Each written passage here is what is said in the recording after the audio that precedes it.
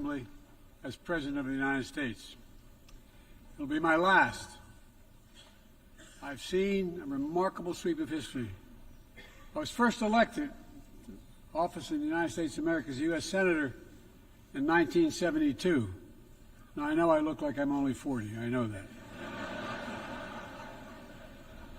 I was 29 years old. Back then, we were living through an inflection point, a moment of tension and uncertainty. The world was divided by the Cold War.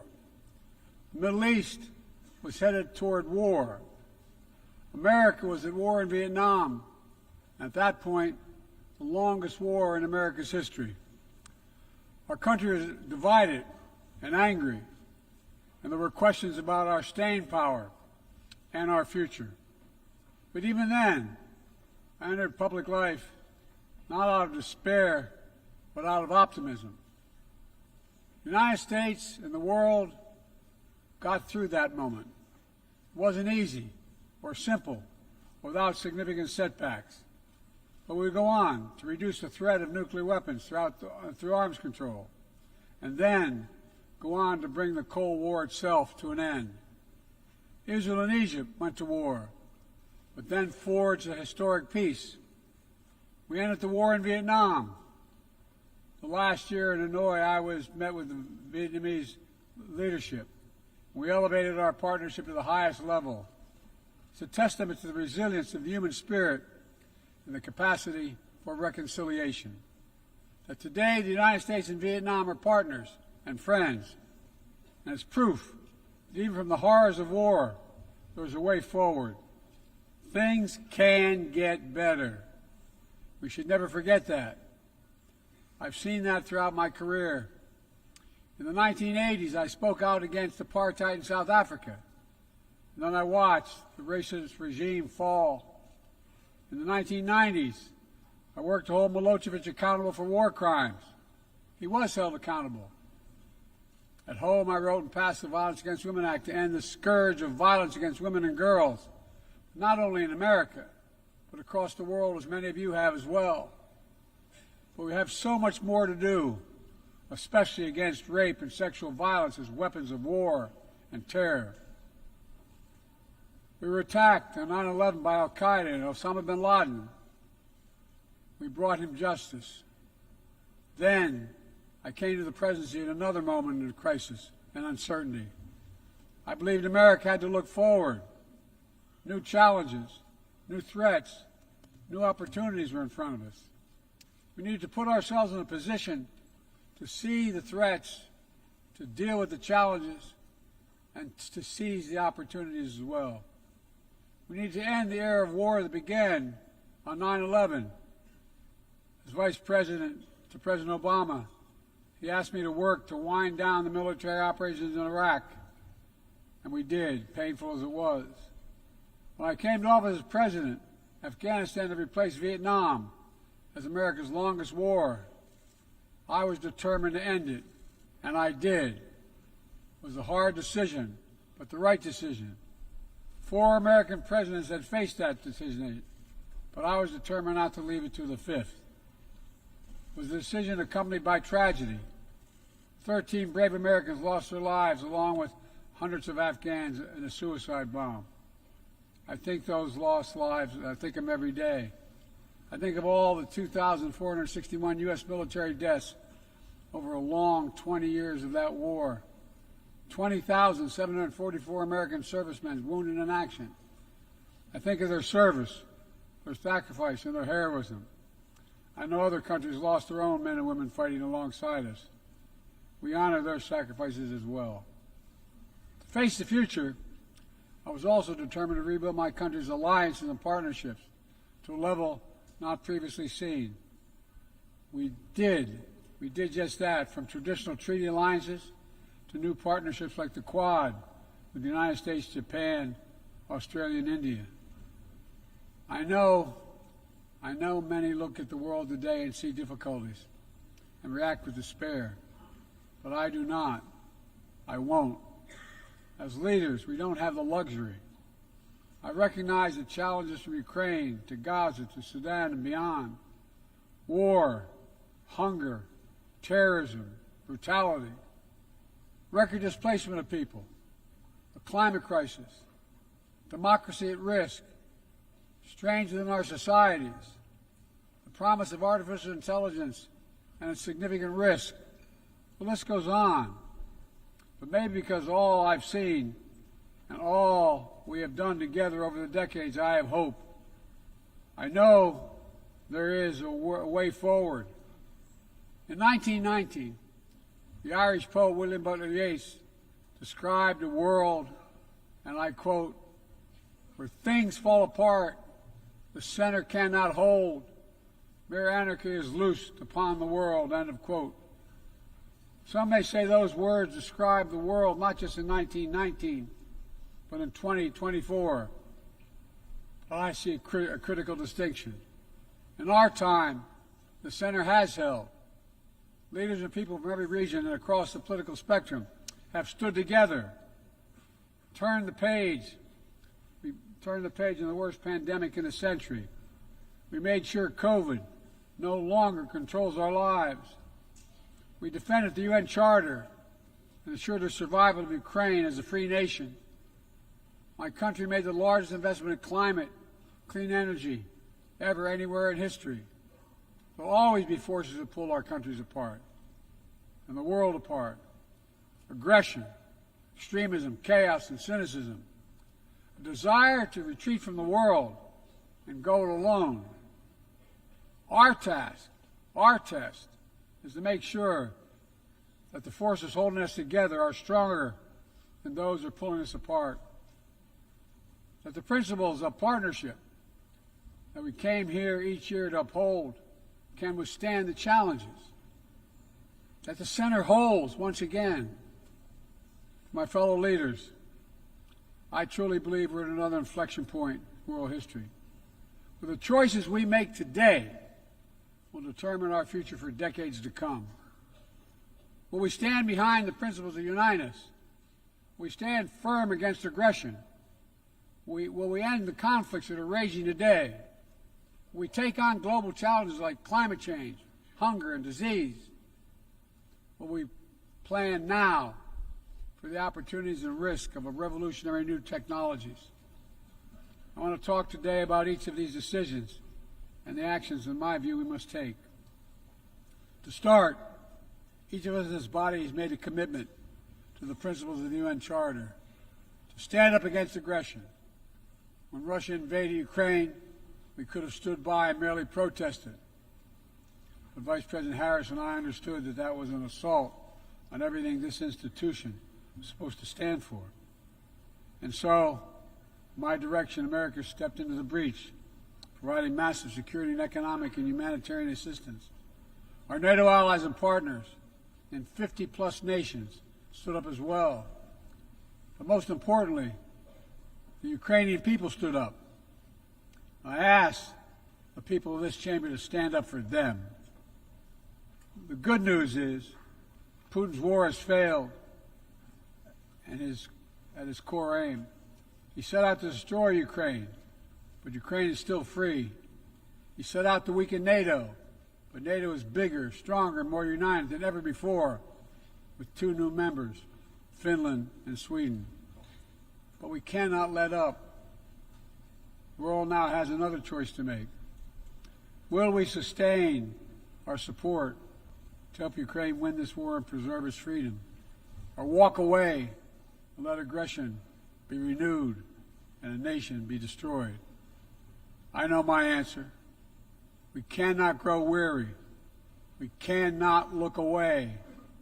And we will not let up on our support for Ukraine. Not until Ukraine wins a just and durable peace in the UN Charter.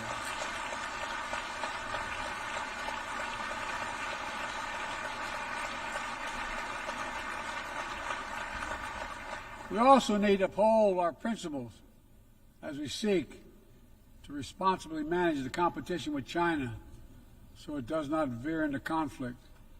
We stand ready to cooperate on urgent challenges for the good of our people and the people everywhere. We recently resumed cooperation with China to stop the flow of deadly synthetic narcotics. I appreciate the collaboration It matters to the people of my country and many others around the world. On matters of conviction, the United States is unabashed, pushing back against unfair economic competition, against military coercion of other nations in the South China Sea, in maintaining peace and stability across the Taiwan Straits, in protecting our most advanced technologies so they cannot be used against us or any of our partners. At the same time, we're going to continue to strengthen our network of alliances and partnerships across the Indo-Pacific. These partnerships are not against any nation. They're building blocks for a free, open, secure, and peaceful Indo-Pacific. We're also working to bring greater measure of peace and stability in the Middle East. The world must not flinch from the horrors of October 7th. Any country would have the right and responsibility to ensure that such an attack can never happen again. Thousands of armed Hamas terrorists invaded a sovereign state, slaughtering and massacring more than 1,200 people, including 46 Americans, in their homes and at a music festival. Despicable acts of sexual violence, 250 innocents taken hostage. I've met with the families of those hostages. I've grieved with them. They're going through hell. Innocent civilians in Gaza are also going through hell. Thousands and thousands killed, including aid workers. Too many families dislocated, crowding into tents, facing a dire humanitarian situation. They did not ask for this war that Hamas started. I put forward with Qatar and Egypt a ceasefire and hostage deal. It's been endorsed by the UN Security Council. Now is the time for the parties to finalize its terms, bring the hostages home, and secure security for Israel and Gaza free of Hamas' grip, ease the suffering in Gaza, and end this war. On October 7th,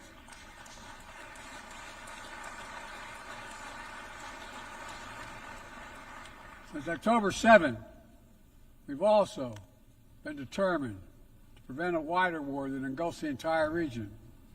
Hezbollah, unprovoked, joined the October 7th attack, launching rockets into Israel. Almost a year later, too many on each side of the Israeli-Lebanon border remain displaced. Full-scale war is not in anyone's interest. Even as the situation has escalated, a diplomatic solution is still possible. In fact, it remains the only path to lasting security to allow the residents from both countries to return to their homes and the border safely. And that's what we're working tirelessly to achieve. As we look ahead, we must also address the rise of violence against innocent Palestinians on the West Bank and set the conditions for a better future, including a two-state solution where Israel enjoys security and peace and full recognition and normalized relations with all its neighbors, where Palestinians live in security, dignity, and self-determination in a state of their own.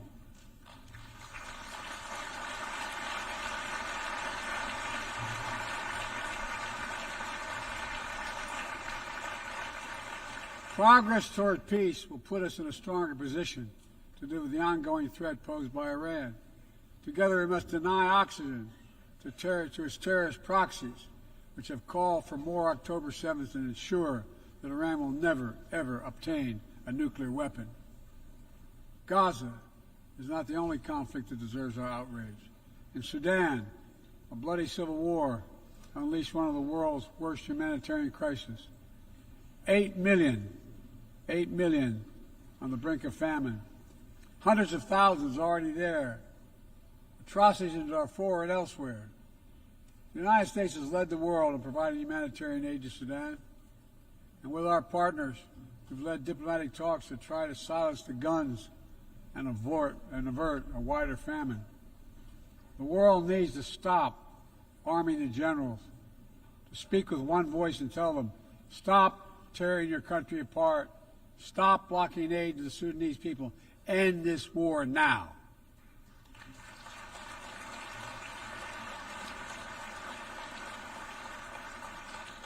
But people need more than the absence of war. They need a chance to live in dignity. They need to be protected from the ravages of climate change, hunger, and disease.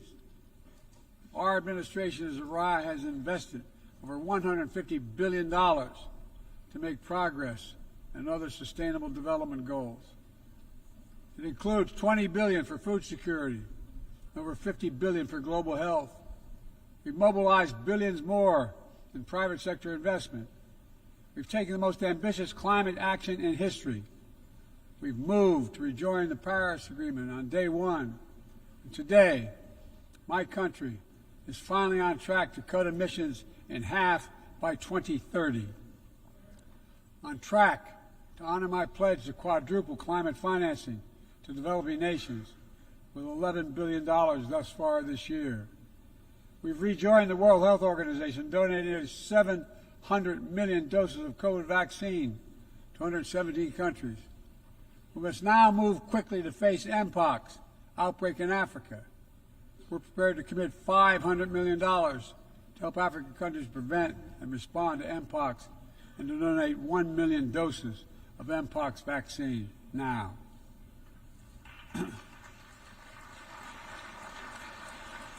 We call on our partners to match our pledge and make this a billion-dollar commitment to the people of Africa. Beyond the core necessities of food and health, the United States, the G7, and our partners have embarked on an ambitious initiative to mobilize and deliver significant finance to the developing world. We're working to help countries build out their infrastructure, to clean energy transition, to their digital transformation, to lay new economic foundations for a prosperous future. It's called the Partnership for Global Infrastructure and Investment. We've already started to see the fruits of this emerge in Southern Africa and Southeast Asia and in the Americas. We have to keep it going. I want to get things done together. In order to do that, we must build a stronger, more effective, and more inclusive United Nations. The UN needs to adapt and bring new voices and new perspectives. That's why we support reforming and expanding the membership of the UN Security Council.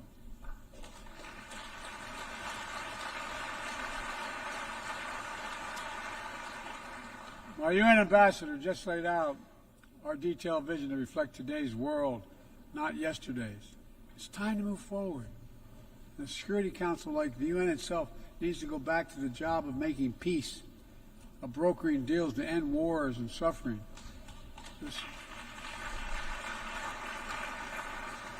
And to stop the spread of the most dangerous weapons, of stabilizing troubled regions in East Africa, from East Africa to Haiti, to Kenya-led mission that's working alongside the Haitian people to turn the tide. We also have a responsibility to prepare our citizens for the future. We'll see more technological change, I argue, in the next 2 to 10 years than we have in the last 50 years. Artificial intelligence is going to change our ways of life, our ways of work, and our ways of war. It could usher in scientific progress at a pace never seen before, and much of it could make our lives better. But AI also brings profound risks, from deep fakes to disinformation, to novel pathogens, to bioweapons. We've worked at home and abroad to define the new norms and standards. This year, we achieved the first ever General Assembly resolution on AI to start developing global rules of the road. We also announced a declaration on the responsible use of AI, joined by 60 countries in this chamber. But let's be honest, this is just the tip of the iceberg, what we need to do to manage this new technology. Nothing is certain about how AI will evolve or how it will be deployed. No one knows all the answers. My fellow leaders, it's with humility I offer 2 questions. First, how do we as an international community govern AI? As countries and companies race to uncertain frontiers, we need an equally urgent effort to ensure AI's safety, security, and trustworthiness. As AI grows more powerful, it also must grow more responsive to our collective needs and values. Benefits of all must be shared equitably. should be harnessed to narrow, not deepen, digital divides. Second, will we ensure that AI supports rather than undermines the core principles that human life has value and all humans deserve dignity? We must make certain that the awesome capabilities of AI will be used to uplift and empower everyday people, not to give dictators more powerful shackles on the human spirit. In the years ahead, there may well be no greater test of our leadership than how we deal with AI. Let me close with this. Even as we navigate so much change, one thing must not change. We must never forget who we're here to represent. We, the people. These are the first words of our Constitution, the very idea of America. They inspired the opening words of the UN Charter. I made the preservation of democracy the central cause of my presidency. This summer, I faced a decision whether to seek a second term as president. It was a difficult decision. Being president has been the honor of my life. There's so much more I want to get done. As much as I love the job, I love my country more. I decided after 50 years of public service, it's time for a new generation of leadership to take my nation forward. My fellow leaders, let us never forget, some things are more important than staying in power. It's your people.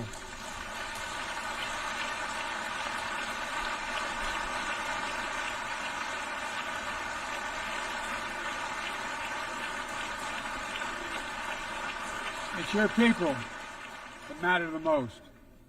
Never forget, we are here to serve the people, not the other way around. Because the future will be won by those who unleash the full potential of their people, to breathe free, to think freely, to innovate, to educate, to live and love openly without fear. That's the soul of democracy. It does not belong to any one country. I've seen it all around the world, in the brave men and women who ended apartheid, brought down the Berlin Wall, fight today for freedom and justice and dignity. We saw it, that universal yearning for rights and freedom in Venezuela, where millions cast their vote for change that hadn't been recognized. But it can't be denied. The world knows the truth. We saw it in Uganda, LGBT activists demanding safety and recognition of their common humanity. We've seen citizens across the world peacefully choosing their future, from Ghana to India to South Korea, nations representing 1/4 of humanity who will hold elections this year alone. It's remarkable, the power of we the people, that makes me more optimistic about the future than I've ever been. Since I was first elected to the United States Senate in 1972, every age faces its challenges. I saw it as a young man. I see it today. But we are stronger than we think. We're stronger together than alone. And what the people call impossible is just an illusion. Nelson Mandela taught us, and I quote, "It always seems impossible until it's done. It always seems impossible until it's done." My fellow leaders, there's nothing that's beyond our capacity if we work together. Let's work together. God bless you all, and may God protect all those who seek peace. Thank you.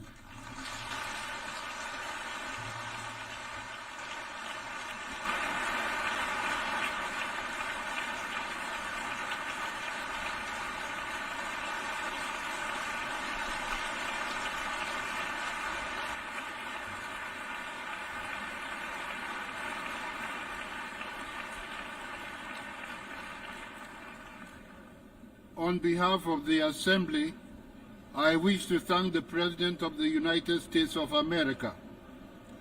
May I request representatives to remain seated while we suspend the meeting for 5 minutes before resuming to hear the next speaker.